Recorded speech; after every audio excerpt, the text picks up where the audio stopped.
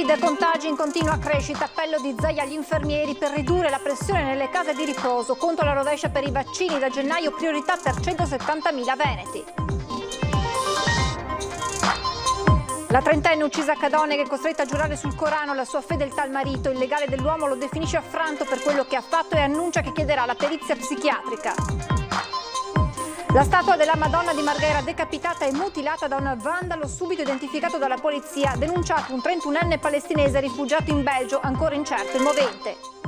Tragedia questa mattina a Casier, nel Trevigiano, 70enne trovato privo di vita a letto, morto asfissiato dal gas che utilizzava per riscaldare la sua abitazione. Truffe telefoniche, fingono l'incidente o il ricovero di un parente per derubare gli anziani, vittima una pensionata bassanese che ai malviventi ha consegnato più di 50.000 euro in contanti. Flash mob dei lavoratori dello spettacolo in piazza Treviso, gli addetti scrivono una lettera alla regione con le loro richieste, riaperture in sicurezza e bonus come in primavera. La morte di Diego Armando Maradona, il ricordo del grande campione di Gianni Di Marzio, ex allenatore che portò per la prima volta il Pibe d'Oro in Italia. Telespettatori di Antena 3, buonasera e ben ritrovati con l'edizione regionale dei nostri telegiornali. In primo piano la situazione sul fronte emergenza coronavirus in Veneto, il consueto punto stampa oggi del governatore Zaia che offre una possibilità agli infermieri della regione di prestare la propria opera retribuita ed in orario extra lavorativo per alleggerire la situazione di difficoltà che si vive nelle case di riposo. L'annuncio appunto del presidente Zaia che poi ha spiegato come sta andando la curva del contagio nella nostra regione. Noi abbiamo necessità di non andare prima in zona arancione, anzi prima di non avere gli ospedali pieni e dopo andare in zona arancione. Perché siamo diventati una mosca bianca, anzi una mosca gialla. Alla vigilia del responso settimanale sulla pandemia in Italia, con relativo cambio o conferma del colore che indica lo stato di salute delle singole regioni, il Veneto arriva con dati solidi, dice Zaia, anche sul fronte delle terapie intensive, perché ce ne sono 1.000, quelle previste per legge, 877, e quelle fatte in più, 123. Noi abbiamo dati assolutamente solidi, sia con l'R con T. Abbiamo sicuramente la situazione sotto controllo, non si discute la storia delle terapie intensive, questo lo voglio sottolineare. Seppur lentamente i dati del contagio da coronavirus in Veneto crescono ancora, aggiunge Zaia, la pressione è elevata sia sugli ospedali che sulla RSA. Per questo la Regione offrirà la possibilità a tutti gli infermieri di poter prestare la propria opera extra orario di lavoro presso le case di riposo a 35 euro l'ora. Io veramente faccio appello col cuore in mano a tutti coloro che mi stanno ascoltando, che sono nostro personale infermieristico della Regione, che conoscono il personale infermieristico della Regione, che frequentano personale infermieri della Regione, che vivono con infermieri della Regione, di dire guardate c'è questa possibilità, fate in modo di fare un'ora.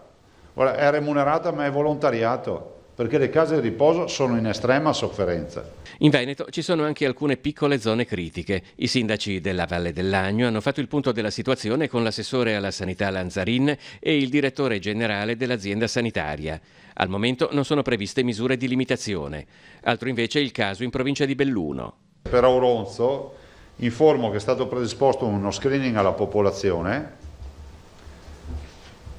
Il target è 41-75 anni, quindi chi ha dai 41 anni ai 75 e vive e risiede a domicilio a Auronzo, domenica mattina dalle 9 all'1 presso località Tagliarezze,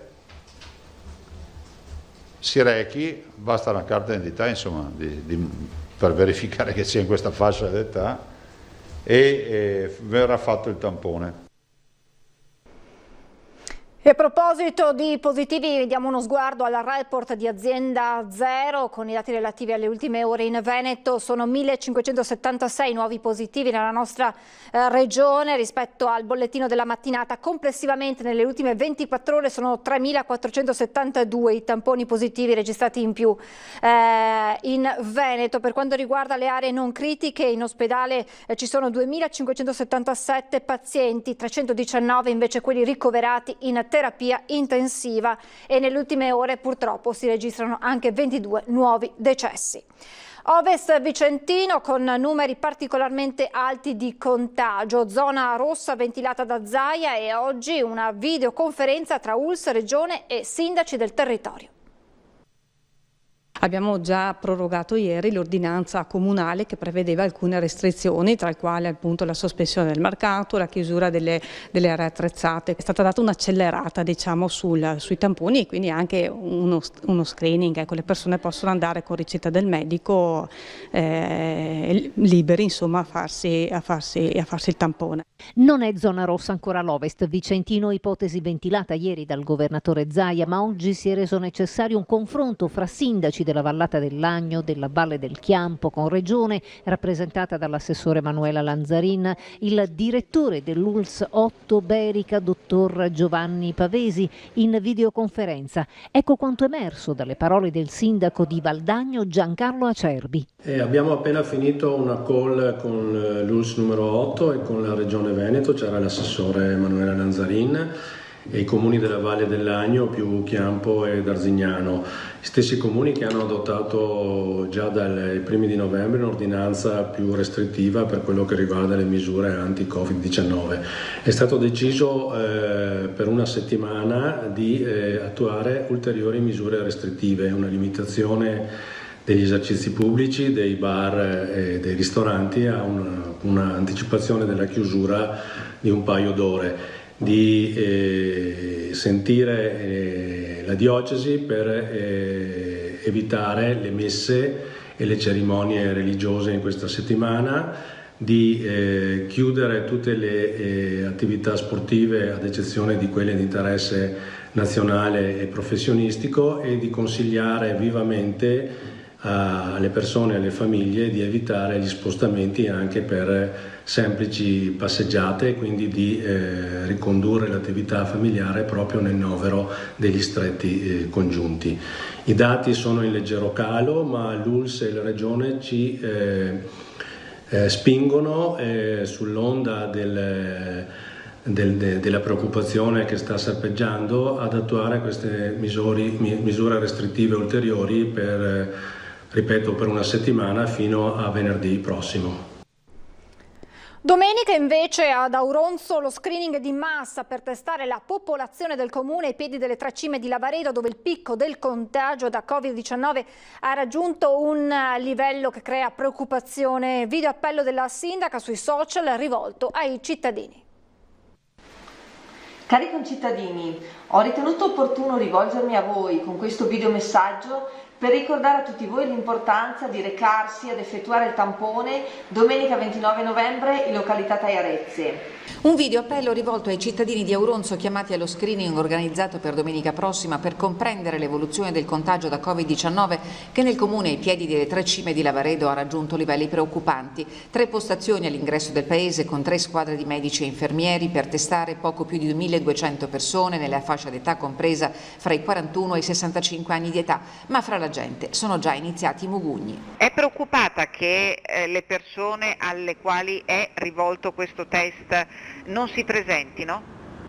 Sì, sono preoccupata perché ho già sentito dei commenti di questo tipo, alcuni di loro che dicono a me non serve perché io sono in salute quindi non devo assolutamente presentarmi per farlo, alcuni di loro che magari cercano di addossare la responsabilità ad esempio ai casi positivi nella casa di riposo senza rendersi conto invece che il problema sono proprio i cittadini in questa fascia di età dove c'è il caso maggiore, il contagio è maggiore, quindi il mio appello è davvero accorato. Importantissimo perciò sottoporsi al test per una valutazione dei dati più in generale per scoprire i positivi asintomatici e quindi è forte il richiamo al senso civico e al senso di responsabilità di tutti. L'amministrazione comunale è la prima a voler evitare un nuovo lockdown o l'adozione di misure più restrittive, però vorrei ricordare a tutti voi che la situazione è davvero preoccupante perché abbiamo raggiunto un picco di contagi di 244 persone su 3.300 abitanti. Tutelare la salute collettiva è quanto mai importante in queste giornate che ci avvicinano alle prossime festività, dice Tatiana Pais-Becker. Abbiamo il tempo necessario davvero per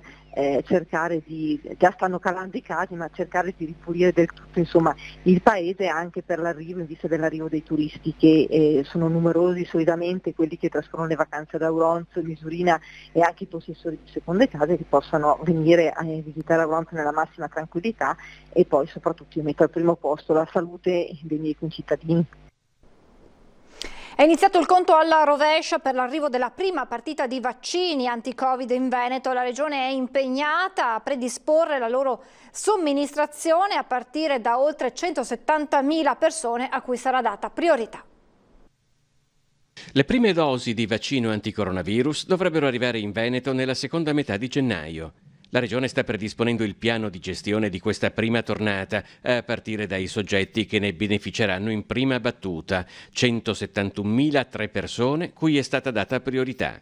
Personale sanitario tutto, quindi sia all'interno degli ospedali sia all'esterno, quindi medici di medicina generale, pediatri libera scelta, insomma tutto quello che ruota attorno quindi al sistema sanitario. Il sistema delle case di riposo, quindi delle strutture per anziani, operatori e ospiti, le strutture sociosanitarie che noi abbiamo relative ai minori, ai disabili, alla salute mentale e alle tossicodipendenze. In Veneto arriveranno quindi 342.006 vaccini, perché le dosi da fare sono 2.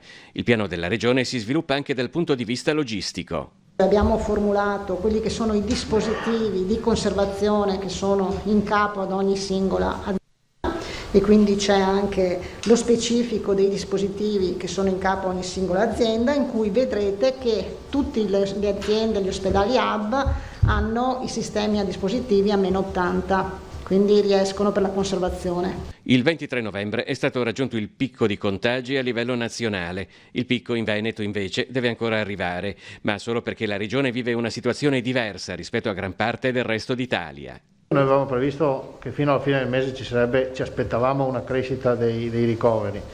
Stiamo andando verso la fine del mese, tenete presente che a livello nazionale abbiamo quasi tutte le regioni che sono arancioni o rosse, quindi con restrizioni ben maggiori rispetto a quelle che ci sono in Veneto. Come diceva il Presidente, una per tutte il fatto che non si può uscire dal proprio comune non è esattamente quello che sta succedendo in Veneto.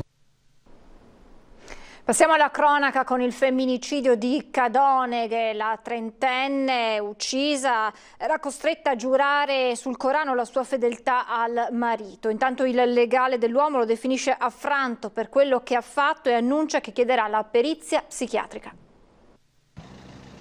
Aisha aveva raccontato di sentirsi continuamente spiata e registrata. Il marito Gennati, che martedì notte l'ha accoltellata a morte nella sua casa di Cadoneghe, era ossessionato dalla gelosia.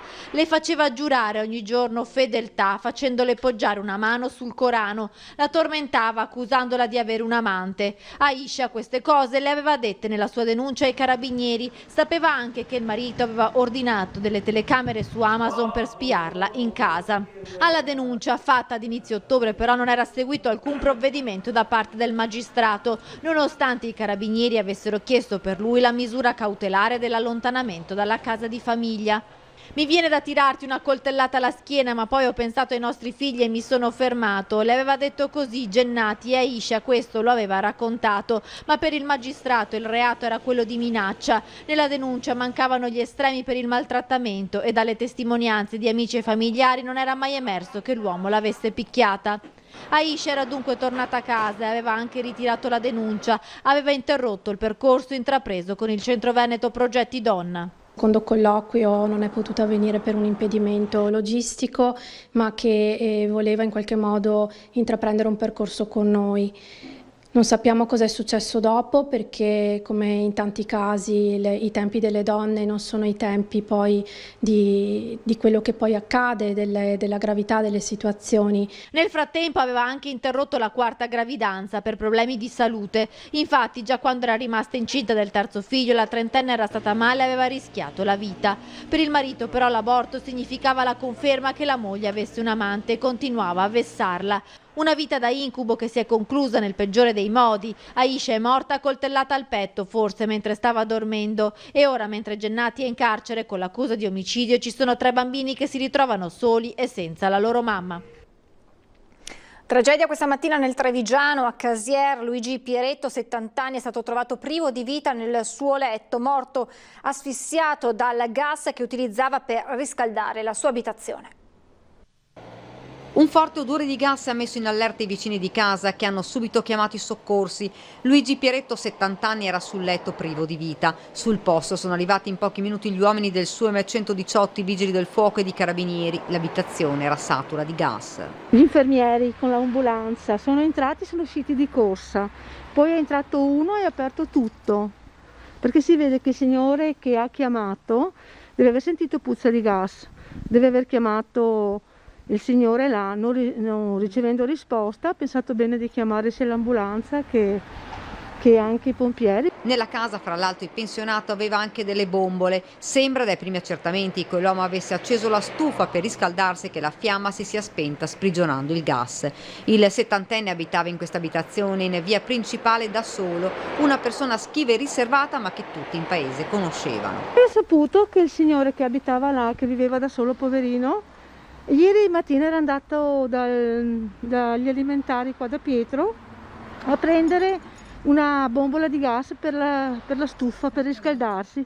Quando gli uomini del soccorso sono entrati non c'era più nulla da fare. La casa è stata messa in sicurezza all'interno, c'erano ancora delle bombole. La notizia della morte di Luigi ha subito fatto il giro del paese. Queste tragedie, dice il sindaco di Casier Renzo Cararetto, non dovrebbero più accadere. Ci troviamo purtroppo ancora ad assistere a certe condizioni, diciamo così, su certe unità dove che certe persone magari vogliono continuare a vivere come vivevano una volta, con il riscaldamento a stufa piuttosto che con tutti, insomma, gli accessori che potrebbe essere un po' più normativa, ecco, diciamo così. Il corpo, privo di segni che possono far ricondurre al coinvolgimento di terzi, è a disposizione della Procura di Treviso, che potrebbe disporre l'autopsia. Sarebbe esclusa per ora anche l'ipotesi del gesto estremo.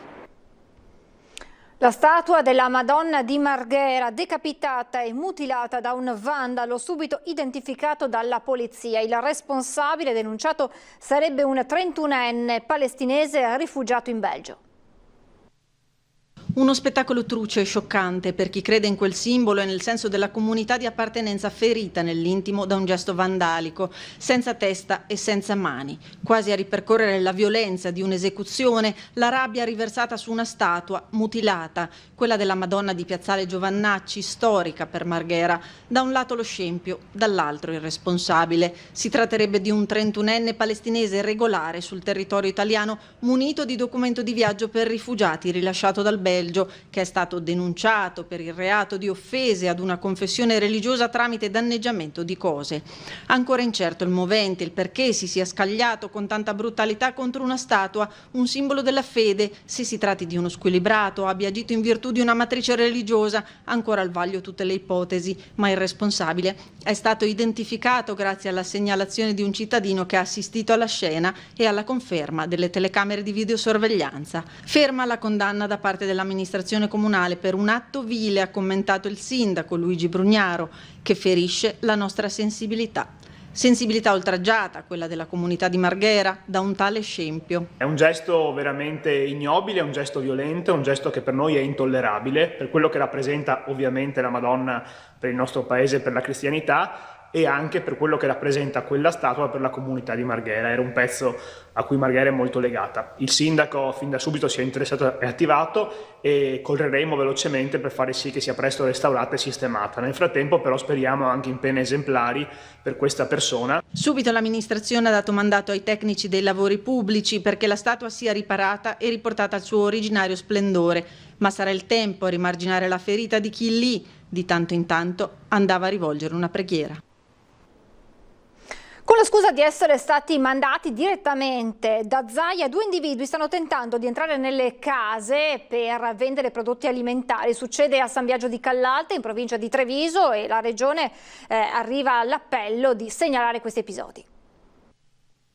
Di solito si spacciano per operatori del gas o delle poste, stavolta hanno fatto di più presentandosi come commessi viaggiatori inviati direttamente dal presidente Luca Zaia con tanto di catalogo di prodotti alimentari tra cui scegliere. L'ombra di una truffa porta a porta ai danni delle persone più fragili si allunga sul territorio di Cavriè, frazione di San Biagio di Callalta. Con questa scusa 2 individui hanno provato a introdursi in diverse abitazioni del paese fino a quando un cittadino non li ha segnalati alla regione. Troppo sospetta la motivazione addotta, di certo suggerita dall'alto indice di fiducia e popolarità del governatore. Fatto sta che gli stessi uffici della presidenza hanno trasmesso il tutto ai carabinieri, che stanno ovviamente indagando per risalire ai colpevoli. Dalla regione quindi arriva l'appello ai cittadini di San Biagio e dintorni a diffidare di chi si presenta nelle case spendendo il nome di Zaia. La regione, si specifica in una nota, non fa attività porta a porta, precisazione forse banale ma utile visto che le truffe sia fisiche che online non sono affatto diminuite nel corso della pandemia. L'invito è anche quello a segnalare eventuali movimenti sospetti. Altre truffe, quelle telefoniche, fingono l'incidente o il ricovero di un parente per derubarli. Vittima questa volta un'anziana bassanese che ha consegnato più di 50.000 euro in contanti. Si fingono avvocati, poliziotti o carabinieri per truffare gli anziani e farsi consegnare denaro e oro. Un sistema ormai collaudato. Le vittime vengono contattate telefonicamente da sconosciuti che, spacciandosi per operatori delle forze dell'ordine oppure legali o medici, chiedono che gli vengano consegnati dei soldi per prestare assistenza a un congiunto rimasto coinvolto in un incidente. Naturalmente è tutto falso, si tratta di una truffa. Martedì scorso è caduta nella trappola una 85enne del Bassanese. Intorno a mezzogiorno arriva la chiamata al numero di casa. Chi sta dall'altro capo del telefono racconta che il figlio è ferito, che sta male e che servono soldi per le cure. La cifra richiesta è ingente, quasi 100.000 euro. L'anziana, impaurita e preoccupata per suo figlio, si fa convincere e consegna nelle mani di un complice, nel frattempo arrivato a casa sua, una busta. Dentro ci sono i risparmi di una vita, più di 50.000 euro. Solo più tardi la donna telefona alla nuora per avere notizie ed è in quel momento che scopre la verità e capisce di essere stata truffata. Sul fatto ora indagano gli agenti del commissariato di polizia di Bassano, che ancora una volta ricordano soprattutto agli anziani che nessun operatore delle forze dell'ordine chiede denaro, di non fidarsi di persone che telefonano al numero del fisso chiedendo soldi e gioielli. Si tratta di malintenzionati. Una notizia di cronaca appena arrivata. L'ex prefetto di Venezia, Carlo Boffi, è stato assolto oggi nel processo con rito abbreviato davanti al GIP lagunare Francesca Zancan dalle accuse di falso in atto pubblico e falsa testimonianza. I reati più gravi legati alle ispezioni nel lab per migranti di Cona, chiuso a dicembre 2018. Nei confronti di Boffi, PM, Baccaglini e D'Alessandro avevano chiesto una condanna ad 1 anno e 4 mesi. Il giudice ha condannato l'ex prefetto a 20 giorni solo per il reato colposo di rivelazione di segreto legata alla lettura di alcune mail pervenute alla segreteria della prefettura veneziana. Il giudice per la stessa indagine ha poi rinviato a giudizio per falsa testimonianza un altro ex prefetto di Venezia, Domenico Cuttaia. Questo dunque è un aggiornamento di cronaca appena arrivato. E adesso andiamo a Treviso, dove questa mattina si è svolto il flash mob dei lavoratori del mondo dello spettacolo. Sono mesi difficili perché si vive in una sospensione totale dove non si ha la possibilità di sapere cosa e quando programmare. E poi c'è la grande preoccupazione, che è quella di perdere il contatto fondamentale per noi con le persone, con il nostro pubblico. I volti di uomini e donne che con professionalità diverse lavorano nel grande mondo dello spettacolo, e dietro a questi visi ci sono le storie di chi da febbraio a causa della pandemia non ha potuto continuare la propria attività.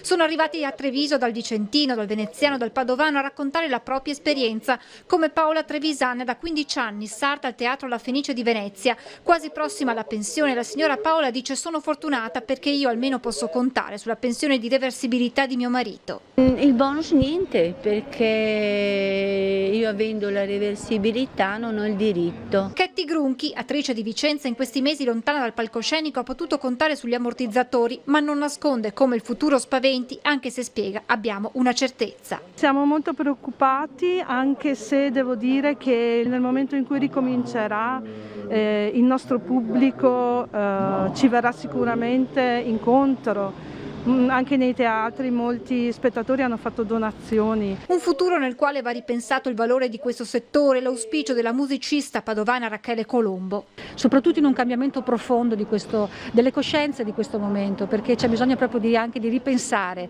il modo di fare cultura in Italia e di pensare al mondo dello spettacolo. Non solo lavoratori, al flash mob di Piazza Borsa, anche imprenditori come Patrizia Sartoretto, amministratore di un'azienda di casier che noleggia attrezzature per lo spettacolo, qui in piazza ha portato la propria voce e quella dei suoi dipendenti.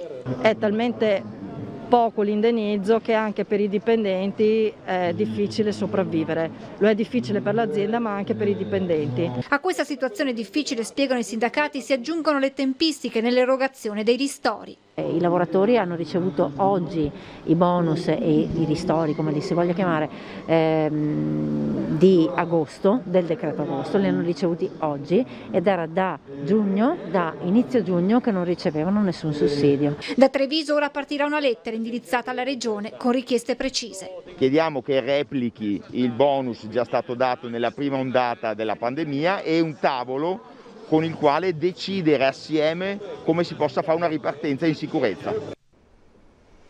Torniamo alla morte di Diego Armando Maradona, il ricordo del grande campione anche a Padova, dove vive Gianni Di Marzio, ex allenatore che portò per la prima volta il Pibe d'Oro in Italia.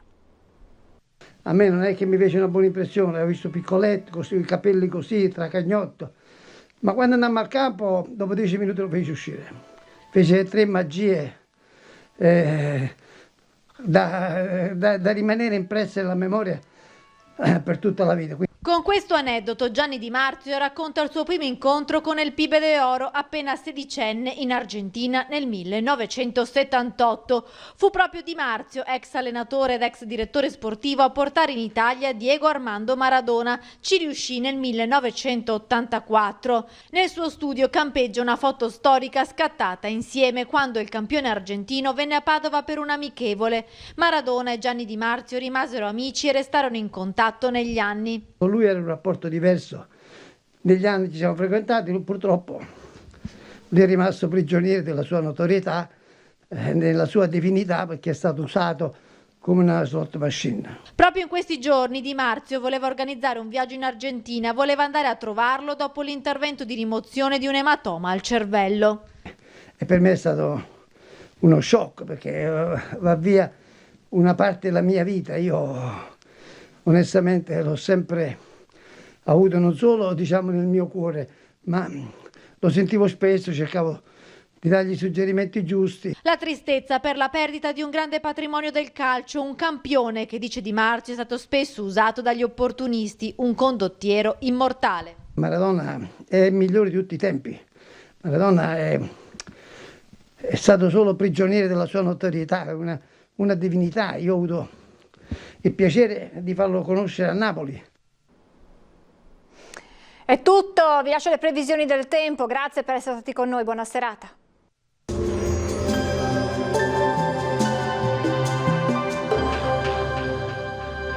Agenzia Le Cirque. Per vendere o acquistare la tua casa, Agenzia Le Cirque. Professionisti al tuo servizio. Benvenuti al meteo. Si mantiene sempre stabile il tempo al nord-est grazie alla costante presenza dell'anticiclone. Il dettaglio di venerdì 27 novembre. Sul Veneto altra giornata soleggiata, soprattutto in montagna e sulle zone pedemontane con cielo sereno o poco nuvoloso. In pianura la giornata sarà più umida rispetto ai giorni precedenti, con foschie o nebbie nelle ore più fredde, localmente anche persistenti nel corso della mattinata, specie sul Rodigino. Temperature minime tra -1 e 3 gradi, valori massimi compresi invece tra i 9 e gli 11 gradi all'incirca. Ci spostiamo ora sul Friuli Venezia Giulia, dove avremo tutto sommato lo stesso scenario. Anche qui il sole sarà dominante, solo con locali addensamenti, ma del tutto innocui. Temperature minime fino a 7 gradi, massime invece sugli 11-13 gradi. Infine diamo uno sguardo alla situazione del Trentino Alto Adige. Anche qui splende sempre il sole, sarà infatti una bella giornata con cielo sereno o al massimo velato. Temperature minime intorno allo 0 o di poco inferiori, massime fino ai 9 gradi. Dal meteo per ora è tutto, vi auguro un buon proseguimento in compagnia di Antenna 3.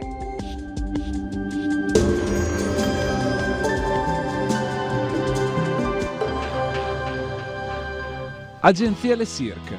Per vendere o acquistare la tua casa, Agenzia Le Cirque. Professionisti al tuo servizio.